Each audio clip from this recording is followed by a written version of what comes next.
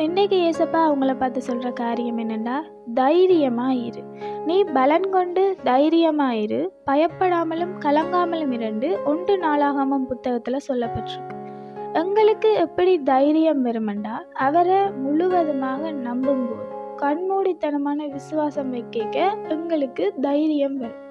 ஜாத்ராக் மேசாக் அவை எரிகிற அக்கினிகள் அவை தூக்கி போடுற அந்த சந்தர்ப்பத்திலையும் அவை தேவனை கண்மூடித்தனமாக விசுவாசிக்கணும். தேவன் எங்களை இதிலிருந்து விடுவிக்க வல்லமுடையவராக இருக்கிறார். அப்படி அவை கண்மூடித்தனமாக விசுவாசிக்கிற பட்சத்தில் அந்த அக்கினி சூளையை தைரியமாக ஃபேஸ் பண்ண வைக்குது. அந்த தைரியம் எங்களுக்குள்ள வரணுமா இருந்தால் தேவனை நாங்கள் கண்மூடித்தனமாக விசுவாசிக்கணும்.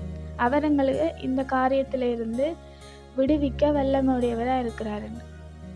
அந்த தைரியம் எங்களுக்கு பயத்தை அடியோட எடுத்து போடுது.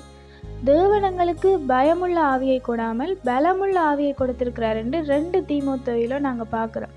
தேவன் எங்களுக்கு பயமுள்ள ஆவியை கொடுக்கல, பயப்படாமல் இரண்டு தான் ஏசப்பா எல்லா இடத்துலையுமே சொல்கிறேன்.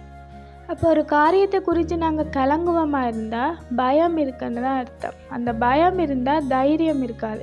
அந்த தைரியம் இருக்கணுமா இருந்தால் நாங்கள் அவரை விசுவாசிக்கணும். எல்லா நேரத்துலையுமே அவர் மேலே நாங்கள் விசுவாசம் உள்ளவர்களாக இருக்கணும். நாங்கள் சில நேரத்தில் ஜெபம் பண்ணுவோம், ஆனாலும் ஒரு மைண்ட் செட்டில் நாங்கள் இருப்போம். ஆனால் உறுதியாக இருக்கணும். ஜெபம் பண்ணுவோம், இதிலிருந்து தேவன் எங்களை விடுவிக்க வல்லவராக இருக்கிறாருன்ற அந்த உறுதி எங்களுக்குள்ள தைரியத்தை உண்டு பண்ணும். பல 1000 காரணம் இருந்தாலும் சிரித்து கொண்டே கடந்து போகிறதுக்கு பேர் தானே விசுவாசம்.